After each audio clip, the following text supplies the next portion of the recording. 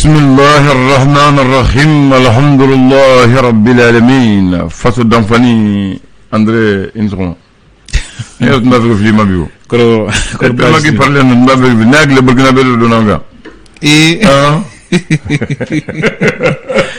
ah bon ah oui il va faut burkina président ko roka allez va paritande allez ka fini no eso ma ineta yin jogodi avec le ya le président re wotalo fini président dagala nessa abi dagala nessa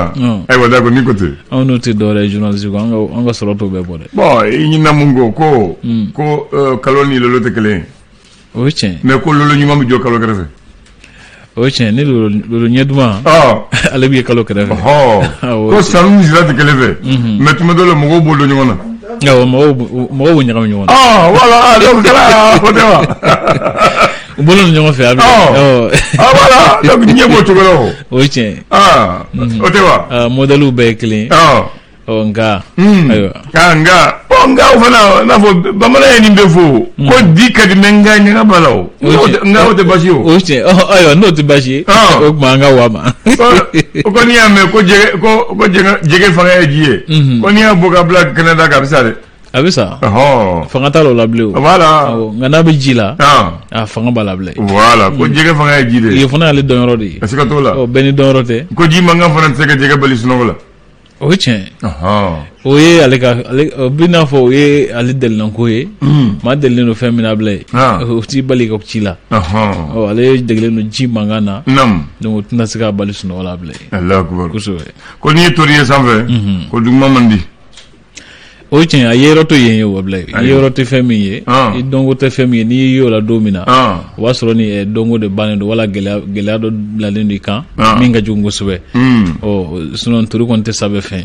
parce que mo ko nema ko shebana do ka tugu jitala ko ka susul kala to ko to nyumay o waso gela be able o gela be o gela be nyotala ka susu walma gela wore be no tani nyo bala ka susu utitu jitala ko Allah akbar nyota yan fana gela able ni gela te utoke shebana de manga susul kala bla ka tugu jitala ko tu chula da ko tu chula ay wallah ni ko tu chula abi feno ke o fem manga ke namu ba fote fana ko ma bi isisi nyokala brele yani ka bobure soro na nyono do ni ko gelale ndo bi kodo ke wasaka bo o fana gien ko ni nyo fiera souve o kono ni jamfara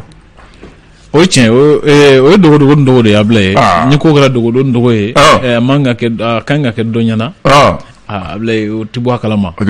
o ya kele dogo de faso ba fe ko resa faso ba fe ko ya parce que nyata sara ma siti famu gilgeza nyata sara la nyata ka sara ko la ndere do konema ako bembe ako alama e jambe bon bembe lawa janfa ye ko bembe ko lawa janfa o bembe ke mun de bek na bo kalama ke kun yo de o ni ta fe bega bo ko kalama abake bembe de sisa i ba fe munun ga bo kalama sisa kuna fo lolu kuna fo de nyoma anamu oni kuna fo de nyoma iba ya ta fe munun ga bo kalama sa o to lu janfa le asika to la la ban yo de de fo ko bembe la ba janfa o che abla sika fo to asika to la ay kuma sika fo to bismillah ayo biya la misay février kalo clé mo gan dulu solo samba fla ni mo gan clé o fasri bo ko ne se ndo ga fasri gafu kono amna laje ka ferté folo nya fo moy wasa fa wal do ka sika sura kula tubarakallah amba dama ni gafe mun to gole zeku ba fo wele ala jira ka fo ko beruju mo gan clé mon tunu na nu shu tara ye kati ajira ka fo ko Amadou Aya Sanogo ni awati asoro lu bolo de we koula ku kone nomna nendo ka ba wati o ku ga kiriko mi kun susurle no ko abse ngadam ne biso ndena Bamako ya no ani no law o mimbi fanga bina abse ke Bamako abse ko abge Bamako ya no ina folo tarnasi kaso cour d'appel la aywa ma ni jato cour d'appel de do ko ko kirno biso ndena oyo sama abdamile wule matusu ni ale kafo nyama bae ajira kafo ko ale bo akoko nyama sama wala bo nyuma sama ya bina fa able akoko makacha no te akotara tribunal la shi chama tribunal kɔni ye tiɲɛ di wulematuso ma tribunal ye tiɲɛ di wulematuso ma siɲɛ caman k'a fɔ ko jo de bɛ ale bolo hali u ye kiiri laban dɔ kɛ an ka kunnafoniw la a yɛrɛ ye min fɔ an ye o don na ko grɔsi dir'u ma k'a fɔ maa minnu bɛ biro kɔnɔ a k'olu ka taa labɔ ko labɔli baaraw de bɛ sen na awɔ ko sariya kɔni ye jo d'u ma a y'a jira k'a fɔ ko ale kɔni ka kafo ɲɛmɔgɔya a ko siga t'o la nɔgɔ t'o ko la k'ale de kafo ɲɛma ye nɔgɔ t'o la mais i b'a fɔ farali kɛra i b'a fɔ ne ko ten awɔ farali kɔni kɛra o diyagoya ye sabula ko bɛ cogo min na hali ni tiɲɛ yera ale bolo minnu ta fale ka k'a ye kɔni abila n'olu fɔ ni wulikajɔ wɛrɛ kɛra n'o tɛ u bɛn man di a ko la donc a bɔra kafo la a b'a fɛ k'i ɲin t'i bolo ayiwa ngo do a ye kuma dɔ fɔ o diyara ne ye kosɛbɛ ko u k'a lajɛ u ka farafarali dabila u ka na ka musow ka baara kow ɲɛnabɔ hakili la o ye u wele min fana bɛnnen don ɲɛmaa da kɔnɔ d'accord a kana kɛ comme gɛlɛya b'a kan an b'o fɔ sisan dɛ ni kuma dɔw bɛ n'i y'o fɛ gɛlɛya waati ma a tɛ da yɛlɛ dɛ o ye tiɲɛ ye n'i ye kuma dɔw fɔ k'a sɔrɔ i bɛ fɛɛrɛ da mun la mɔgɔ bɛ da la mais gɛlɛya b'i kan i b'i yɛrɛ ɲini kuma dɔw n'i y'o fɔ mɔgɔ t'o minɛ ka ɲɛ dɛ awɔ o ye kuma fɔrɔ ni a fɔ waati ye voilà awɔ hali ni ŋana ɲuman b'i la maa tɛ da yɛlɛ a kuma ka ca ka da fɔ waati ni a fɔ cogo kan i y'a faamu awɔ gafe mun tɔgɔ le sɔrɔ yiriwa an bɛ yiriwa bon o kuma ka ca nka min bɛ sen na o de k'a fɔ ko G5 Sahel jamana ɲɛmaaw olu n k'a fɔ G5 jamana ɲɛmaaw u kɔni b'a la ka hakilila falen-falenw kɛ waasa min b'a to u ka hakilila ni miirilaw bɛ se ka kelen cogo min na ani kungilennaw waasa min b'a to lakanabaliya min bɛ Sahel jamanaw kɔnɔ u bɛ se ka kɛlɛ cogo min na ko baaraw b'a la ka ɲɛsin o lahalaw ma Mali ni FMI cɛ jɛɲɔgɔnya baara k'a jira k'a fɔ ko CFA miliyari 31 o ka bila an ka bolo kan teliya la ka da an yɛrɛ ka laɲini dɔw kan Japon jamana ko ale ye CFA miliyari 6 ni a kunkan fɛn k'o bila Mali ka bolo kan jɛ ka baara hukumu kɔnɔ a bila ye indépendant ale ye mun fɔ ala jira k'a fɔ ko constitution kura min ni a labɛn bɛ sen na ani kalata sariya kura ko sɔɔni ko ninnu bɛɛ lajɛlen bɛna taa di CNT ɲɛmaaw ma walasa u k'u hakilila di a baara boloda ninnu kan cogo min na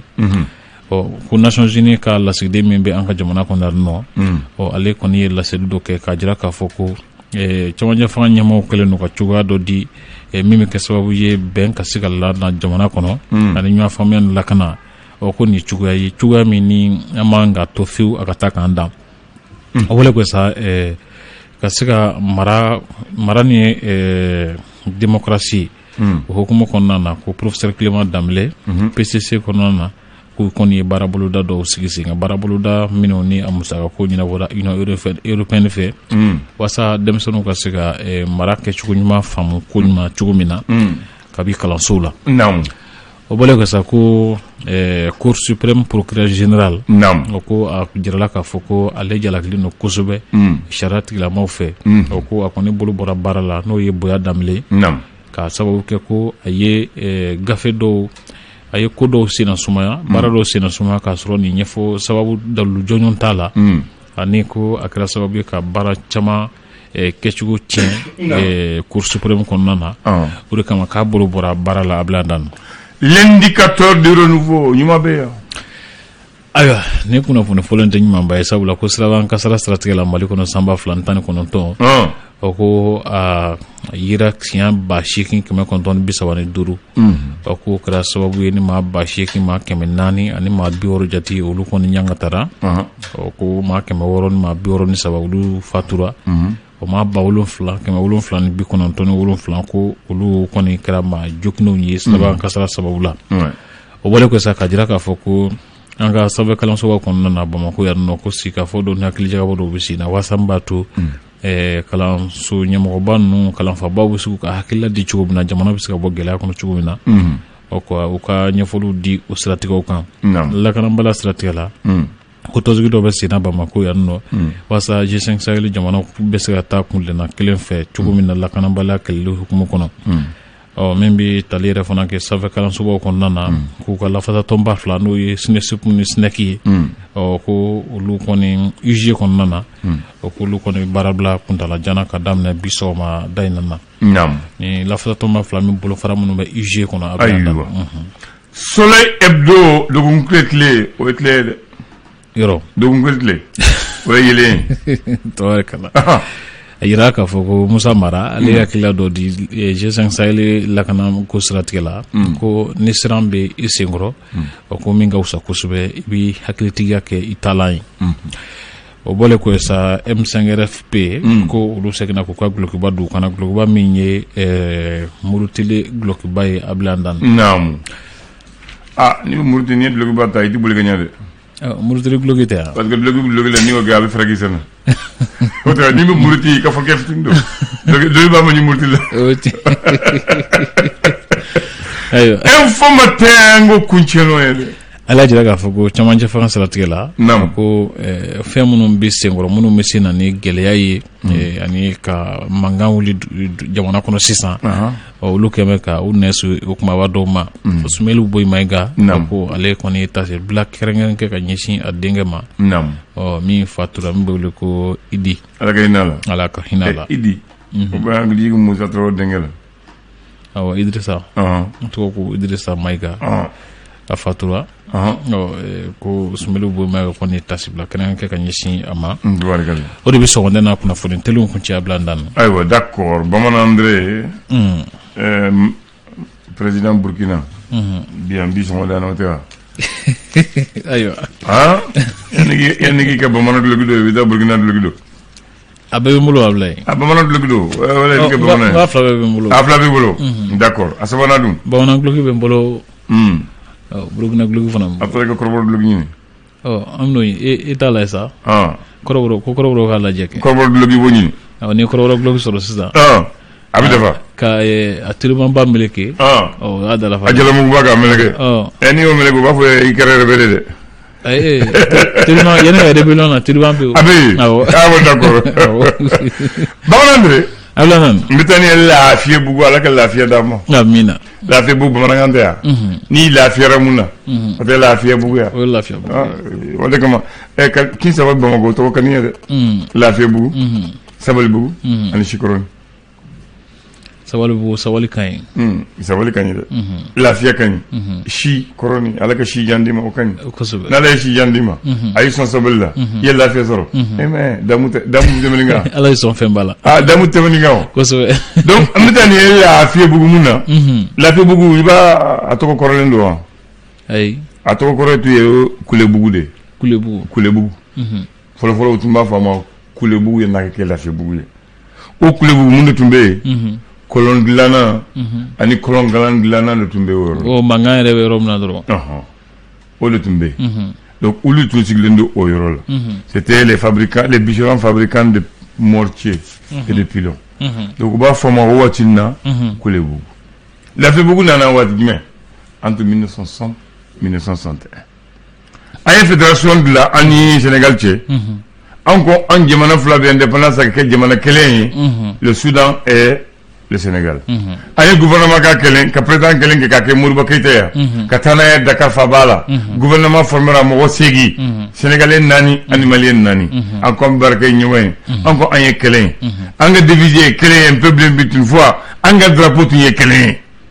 halisa kelen don dolu dɔrɔn de b'u ni ɲɔgɔn cɛ dolu b'u ɲɔgɔn cɛ hali sisan an ka devise ye kelen u ma falen un peuple but une fois maintenant waati kunkurunin jugu donna aw ni Sénégalais cɛ kɛlɛ kɛra u muritira u ye ko fédération banna u ye janfa kɛ u ye Modibo minɛ k'a don kaso la an wulila an ko ti jɛnɔ ko ni Modibo ma na Bamako yan ni dugu ti jɛ k'a sɔrɔ an tagamana an sɛnɛ ka se Dakar ka ko dan olu kan olu y'a faamu ko on kɛlɛ tɛ donc bɛɛ ka segin i ka so u ye Modibo don train spécial la ka na n'a ye Mali la donc Malien mun tun bɛ Sénégal Soudanais o waati la ma kɛ Mali ye Soudanais mun tun bɛ an fɛ olu bɛɛ donna olu bɛɛ seginna ka na faso la Modibo nɔfɛ olu nanen yan olu de taara Lafiyabugu sigi u taara sigiyɔrɔ sɔrɔ ko an lafiyara Lafiyabugu an nana an ka so lafiya kɛlɛ bannen ko Lafiyabugu nana u taara u sigi Lafiyabugu ka to la Modibo yoro duma wa fla o watinna terangelen Malien mun bɔra Congo ani Zaïre mun gɛnna olu fana nanu faraw kan ko ay ci Allah firambiso. Donc en 1961 où ils ont lotisé le quartier de Lafiebougou. Akara Lafiebougou. Akara Lafiebougou. Donc nous de Lafiebougou sigi. Bon ma folo mun kɛra ɲɛmaaya ye u b'a fɔ ma mais ma folo mun sigira lotissement kɛra en 1961 ale tɔgɔ ye Nci Kulibali ale tun ye manœuvre ye mairie la ale de ma folo mun sigira lotissement kɛra dɔrɔn ma folo mun sigira ale de Nci Kulibali mais ma folo mun ye ɲɛmaaya ta o yɔrɔ la Lafiebougou u b'a fɔ ma Cɛmɔgɔ Faye mais chef de village nous sur la folo o ye Birama Traoré Samburama ale de tarna ye fo waati min na saya amina la u kanga di a ko de ma a denw ma mais i bɛ politique donna la sisan u y'a ɲagami ko do kɛlɛ kɛra la donc u y'a to population ko an ka dugutigi ɲama a ma seta ma a y'a si bɛɛ kan ka dugutigi la ale taɲana an b'a fɛ a den ka don a nɔ na mais tɔw ma sɔn mairie mɔgɔw ma sɔn politique donna la donc jigiji to ko wɛrɛ ɲɛngiri la u taara n'a ye mairie b'a fɛ ka segin n'a ye mairie la ka taa n'a ye ɲɛ ma sɔrɔ a la sisan abla ko canen ne saw a ko canen ira ɲuman o tun dɔrɔle sanfɛ on dɔrɔle sanfɛ donc ɲɛ ma se ka sɔrɔ a la n'o dugutigi ko mɔgɔw ko dugudenw ko an bɛ buramaden san buramaden de fɛ donc mairie ko an t'an fɛ an bɛ karisa de fɛ donc politique donna mara la mara gɛlɛyaraw bolo dugutigi ko ɲagamiraw bolo an b'o sira de kɛ sisan ala ka ɲɛ ka d'u ma ne hakili la dugutigi ko o tɛ mairie ka ko ye voilà o tɛ jamana ka ko ye dugutigi ye dugutigi kan dugudenw kan don dugudenw ne n'u bɛnna mun kan a bɔɲɛ de Amerika dugudenw de b'a dɔn jɔn ye dugutigilakaw ye ɔ a kan ka di cogo min na dɔw b'a di fakunda dɔw b'a di kɔrɔkunda ɔ caman ta ye kɔrɔkunda de ye sisan sabula i bɛ taa sɔrɔ ni siɲɛ caman fa dɔw bɛ yen nɔ denw ka kɔrɔ n'u ye ɔ caman b'a kɛ kɔrɔkunda ɔ min ka kɔrɔ a bɛ d'o ma ɔ nka ni o nana kɛ sɔsɔli ye ka fɔ ka taa mankan wolo ko la o b'a jira k'a fɔ ko taabolo bila la ne hakili la an ka donc Lafiebougou b'a fɛ k'a kɛ Fitinɛbugu ye a bɛ fɛ ka ko ye dɛ a ko in mankan bɛ senna waati dɔɔnin bɔ ala ka kisi o la awɔ an ka mɔgɔw taara siɲɛ caman ka hali ɲɛ ma sɔrɔ a la taa kumakanw ta ɲɛ tɛ ka sɔrɔ hali ɲɛ ma sɔrɔ a la a taara gouverneur fɛ a taara maire fɛ hali ɲɛ ma sɔrɔ a la ne hakili la de mairie mɔgɔw ni gouverneur mɔgɔw u ka segin taabolo kɔrɔw ma mankan de t'o la maa min ye dugutigi ye bɛɛ b'a dɔn ka kɔrɔ o bɔnnaw de kan ka kɛ dugutigi ye sɔsɔli ko t'o ye o ka ko bila o minɛn kɔnɔ walasa an ka kisi mankan ma mais n b'a fɛ ka mun fɔ Lafiebougou la yanni Bakary ka don secteur wɔɔrɔ de bɛ Lafiebougou la premier secteur deuxième jusqu'à 6 secteurs n b'a fɛ ka mun fɔ fana mɔgɔ mun jateminɛ kɛ commune a bɛ commune 4 la commune 4 an ka président caman bɔra commune 4 de la premier ministre i terikɛ mara bɛ yen Musa Traoré tun bɛ Jikɔrɔni o tɛ commune 4 la commune 4 la wa ATT tun bɛ yen o tɛ commune 4 la IBK ale bɛ yɔrɔ la Jankunda Lafiebougou Musa Mara a bɛ yen ba fɛ ko abla ni kɔlɔsi mina ba ye dɛ cogo di ni yiro IBK ATT Jankunda Musa Traoré o bɛ commune 4 ayiwa an taa tɔgɔ kan mun ne bɛ yɛlɛ ayiwa kan bɛɛ maka ca hakili ne sigira k'ale kɛ n ko commune 4 ni jɛ an ka président bɛɛ bɔra commune 4 la commune 4 ko an t'a ɲɛɲini an b'a ɲɛɲini non a ka ɲɛ Lafiebougou a bɛ commune 4 la bon a bɛ sɔrɔ histoire wɛrɛ bɛ commune 4 tariku wɛrɛ bɛ commune 4 la an tɛna mara ɲininka Samori ka kɛlɛ laban fana jɔra commune 4 la Wayanko kulu Wayanko kɛlɛ Samori ka kɛlɛ laban ani tubabu fana banna o yɔrɔ la ko an bɛna f'u ye ko commune 4 tariku yɛrɛ k'a yɛrɛ f'an ye très bien an tɛna mara n'a ka maaw ɲininka an b'u ɲininka k'a f'an ye merci beaucoup ala ka dɔn wɛrɛ yira amin ya rabi u bɛ ka segin ka na